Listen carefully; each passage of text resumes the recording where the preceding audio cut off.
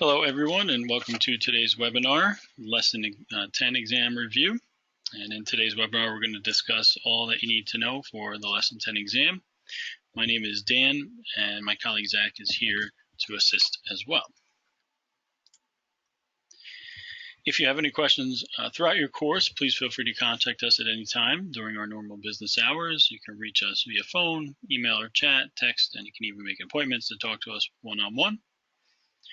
And on this slide, you do see some resource websites that we have down below that are very helpful with a lot of different things you can use throughout your course.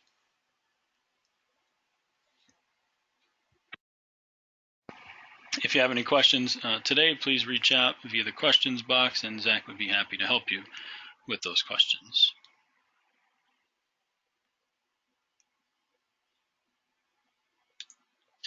In today's webinar, we have 8 objectives, as you can see on the slide here. And we're going to start with some discussion of present tense and move on to each of these topics, ending with some questions. And again, these things will mirror what you will see on the Lesson 10 exam. So very helpful as you get ready for that test. Okay, Lesson 10 itself, the exam is broken up into 3 parts, as you can see here. 2 translation sections, one from English to Spanish and the other from Spanish to English. And then a listening comprehension with 2 poems, called No sé qué te diera and Veo la luna. Both pretty short poems, not too difficult, a couple of lines each. And as always, all of your written exam work must be original in your own words. And as far as the poems, as you hear them straight from the audio. So we will discuss present tense here to start off today's webinar. And we'll talk about the usage of a couple different key verb terms, beginning with an infinitive. An infinitive verb is one that has 2 as part of its English translation and is represented with one of the 3 endings in Spanish, either AR, ER, or IR. You can see an example of an infinitive verb in the parentheses there, the verb decir, which means to say or to tell. As soon as you see that IR, or in other cases AR and ER still attached to the verb, you know you have the infinitive, and its translation must begin with the word to in English.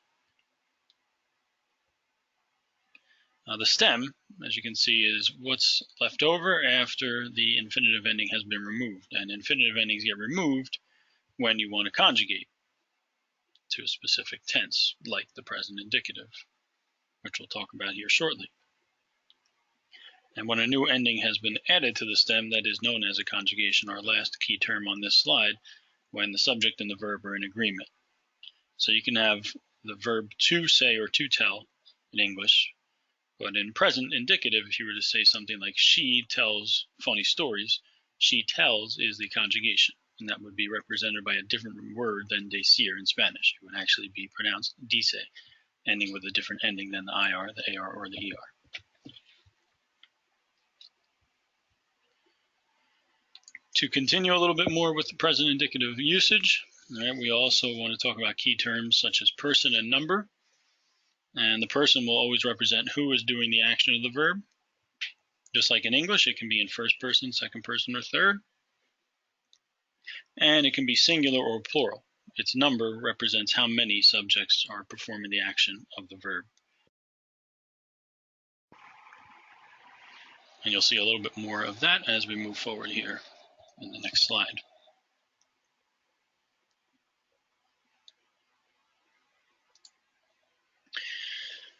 On slide 8 here, we'll take a look at English and Spanish subject pronouns.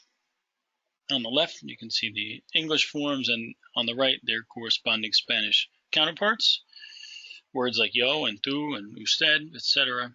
all represent those English subject pronouns. And the chart is set up in the person form as we discussed on the previous slide. You have 3 levels, top, middle, and bottom, first, second, and third persons. And then on the right, you have your plural forms. On the left, you have your singular forms. And a couple of notes there. The vosotros form is really used in Spain. not really taught or used often in the United States, so not something we require in your Spanish course. And there are multiple forms of the word you in Spanish. You have your familiar, somebody you know, a friend, a family member, etc., versus your formal, somebody you don't know, whether it's one person or it could also be a group, whether you know them or not. Words like eos or eas or ustedes will represent third person plural. If we're just talking about the you form, then it's going to be the formal way of expressing somebody you do not know or showing respect to, as opposed to familiar, who you do know. So words like tú and usted and ustedes can all have the same translation, but different implications depending on your relationship or lack thereof with the person or persons you're addressing. I do see we have some people joining us. If you have any questions for Zach, at this time, please feel free to send them in the questions box, and we'll continue here in a moment.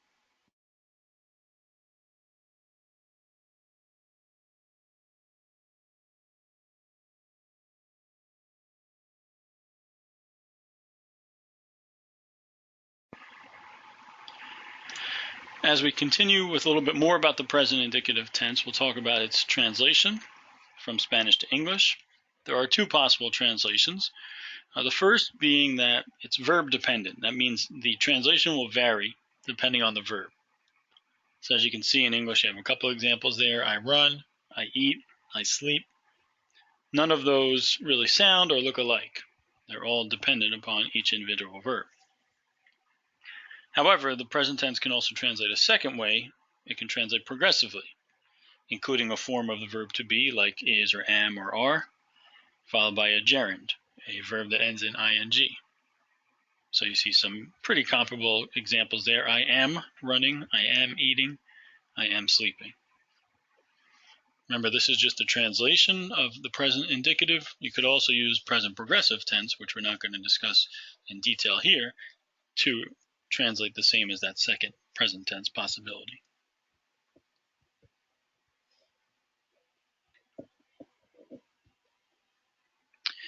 Okay, we're going to continue even more with present tense and talk about how to conjugate. We discussed conjugations back in one of the first few slides.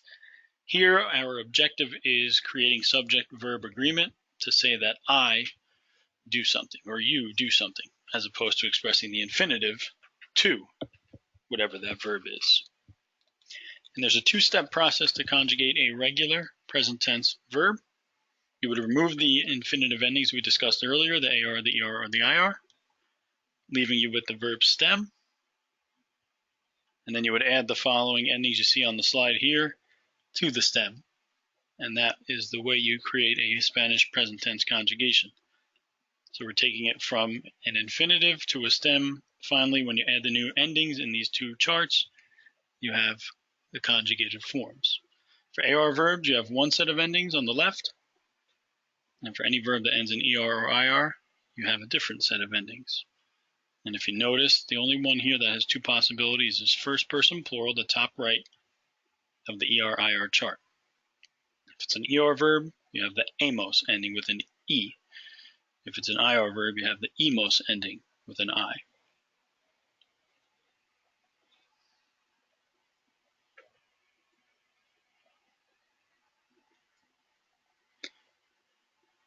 If you have any questions, feel free to send them in. We'll get moving here again in just a few seconds.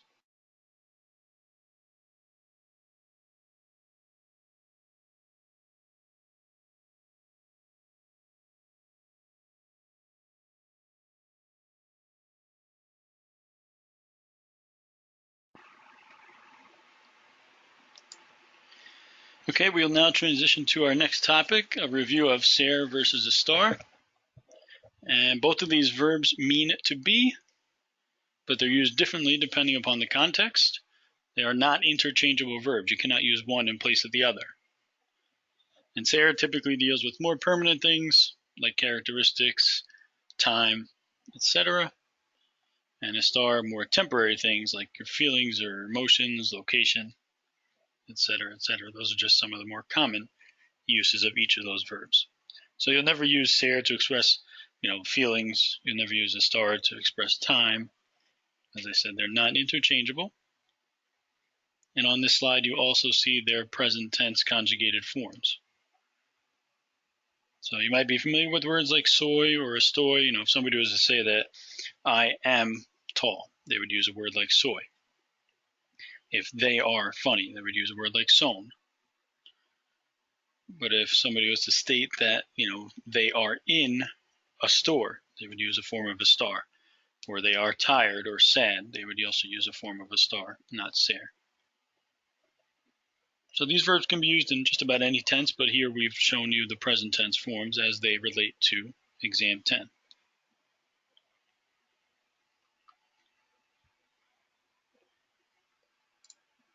As we move forward, if two verbs happen to follow each other immediately, then typically the first one's going to have to be conjugated and the second stays in the infinitive. Very rarely will you see two conjugated verbs back to back.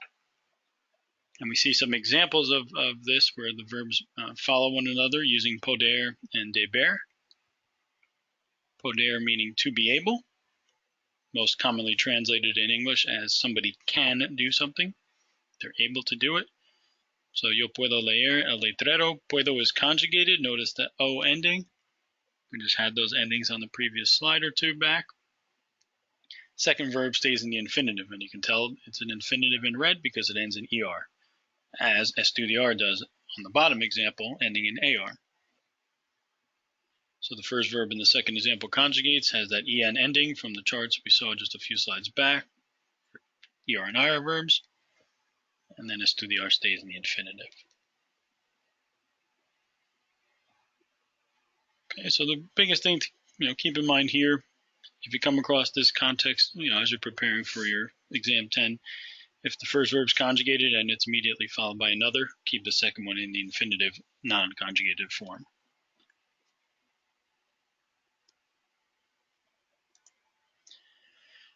Okay, another important concept is to understand where the subject and the verb needs to be placed or need to be placed in a Spanish statement as opposed to a Spanish question. Okay, and oftentimes these are confused, but this is an important rule to keep in mind in order to, set up things properly in Spanish and to earn all possible credit as far as your tests are concerned. If it is a statement, the subject, Miguel in this case, Spanish for Michael, right, would have to come before the verb, the thing that he's doing, in this case, knowing how to play an instrument. If you were to ask somebody if he, Miguel, knows how to play an instrument, then, if you notice, the verb, sabe, should come before the subject, Miguel. So in a question, the subject may follow the verb immediately or come at the end of the sentence. But the verb has to come first before the subject in a question form. Okay, so just a slight change in terms of word order between a statement and a question. And one final note on this slide, another thing that is often overlooked because we don't follow this rule in English, the word for how, como, is omitted. It's not needed when expressing a knowing how to context in Spanish. So knowing how to play the guitar, notice there's no need for the word como. It is left out. It's understood when you have those two verbs back to back, a form of saber and an infinitive that someone knows how to do or doesn't know how to do.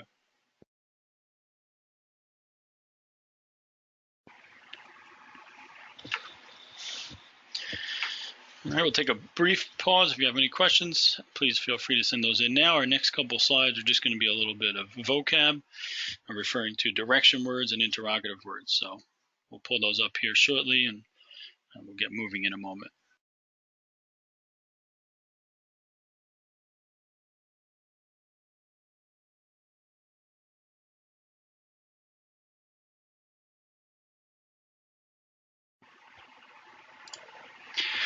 Okay, so as I mentioned, this exam will also refer to a lot of things pertaining to direction and going, from one direction to another.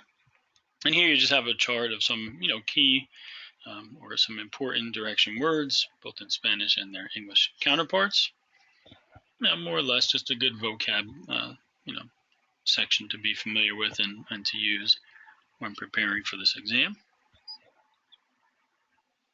Not something you have to memorize, but definitely some that you should, be familiar with in order to use properly come test time.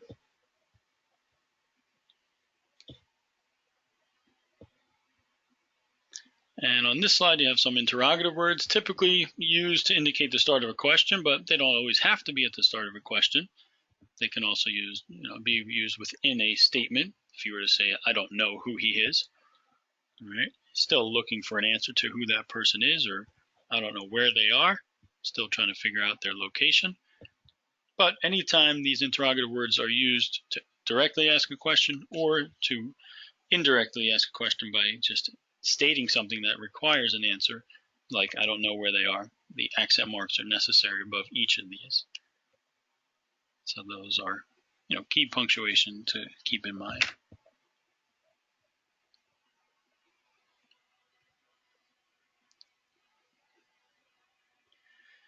As we move forward, the next slide is going to probably be the most involved. It has to do with adjectival placement rules. It can be a little bit tricky, initially, but once you read through it and learn it, it makes a lot of sense. So a descriptive adjective is one that provides traits or characteristics of the noun that it's modifying. If you have what's called an inherent adjective, something that's pretty permanent or something that's given, what we mean by that is the sky is blue. All right, a mountain is pretty high or tall. Those things aren't debatable. As opposed to, if you look at some of the examples below, non-inherent qualities, where they're not really permanent, they're not really given. Not all books are blue. It's not a given that a book has to be blue. It could be, but it could be other colors. Not every man is tall. Some are average height, some are short. It's not a given. So if it's an inherent trait and if it's a given quality, then those have to precede the noun, meaning those adjectives come before the noun.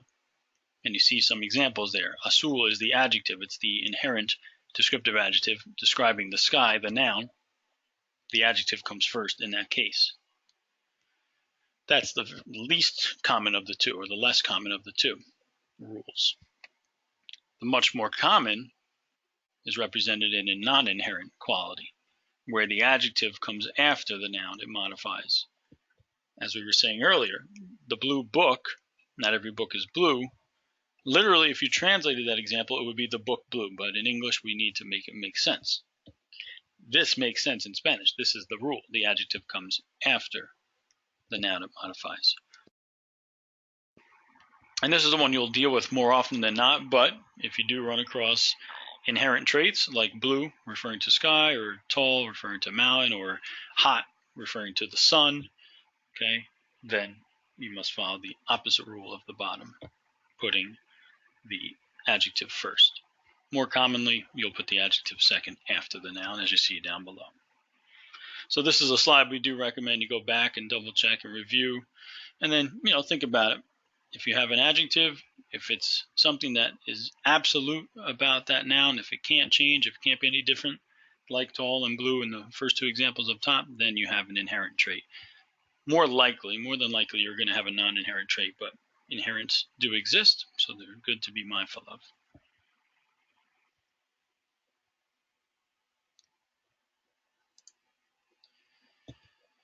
Okay, as we transition, we'll talk a little bit about articles in Spanish. In both English and Spanish, you have two types of articles, a definite and an indefinite. An article, as you see in the box below, is something that precedes a noun, and it agrees with the noun they modify. And it has one of four meanings in English. If it's a definite article, it's the word the. The house on the corner. Not just any house on the corner, but that one right there. Or if it's an indefinite article in English, it can translate as a or an, or even the word some if it's plural. So in the charts here, we just have the Spanish equivalents of those English definite and indefinite articles. On the left, you have the definite forms, two masculine, two feminine, singular and plural. El and los, the masculine forms, la and las, the feminine forms. And you see an example of la being used down below, la casa, meaning the house. The house on the corner, not a house somewhere else in town. On the right side, you have your four indefinite Spanish articles. And they are un and unos in the masculine form and una and unas in the feminine form. If you're talking about a boy, un muchacho. If you said, he is a boy I know, not the only boy I know, but one of them, think about un, like the word uno, the number that represents one. So these should be found before the noun. They never come after the noun. And if you're translating the words the, a, an, or some, these are the articles in Spanish that you need to use.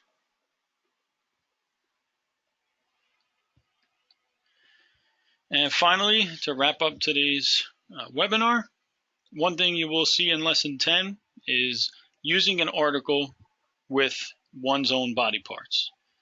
So it is important to know that a definite article like la or las or el, as you see in these three examples, will take the place of a possessive adjective. But the article translates possessively. So what we mean by that, if you look at that English example up top, I broke my leg. The word la doesn't mean my, but in this case with body parts, it translates that way. Normally the word for my is me, as if you may have heard the phrase like mi casa es su casa. Okay. However, when referring to body parts, you must use an article, definite, either masculine, feminine, singular, or plural, depending on the body part and its number and gender. Pierna is a feminine singular noun. La is the feminine singular definite article. And as the note says up top, the article is needed, the possessive adjective is not, but the article translates. It sounds like it is possessive. So that Spanish sentence, yo rompí la pierna, if there was no English translation above and we asked you to translate it that way, you wouldn't say I broke the leg. We would make the article la sound like a possessive adjective, so it translates as my. In the second example, Jose washes his hands. Mano is actually an irregular noun in Spanish, so that's not a typo. It is feminine. It's one of the irregular ones. There's not many that exist, but it's one of those. And even though it ends in os, las is the appropriate article there. So if you want to keep that in mind, mano is an irregular noun. Even though it ends in o, it is feminine. But it is plural, that's why las is needed. If it was just that he washed one hand, let's say he had ink all over one hand or just dirt on one hand, then it would be la, mano. And finally, the boy twisted his ankle. Tobillo is a masculine singular noun. It ends in o, it's regular, so el is the masculine singular article. So the biggest thing to keep in mind from here is when you're talking about body parts, right, as my or your or their, ears, eyes, whatever, you have to use an article, a definite article specifically, as opposed to a possessive adjective, but translate the article like an adjective, as you see in these three examples.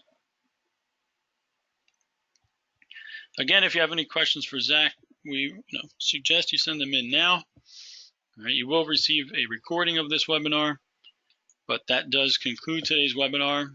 And again, if you have questions for today or any time throughout your course about this exam or anything else, please feel free to reach out to us using those means of contact on the slide in front of you. And then, as I said earlier, you do have these academic resource sites that we have put a lot of resources on for you to use as you progress through your course. So we do thank you and wish you buena suerte, good luck, and we hope to hear from you if you need our help. And thanks again and have a great day.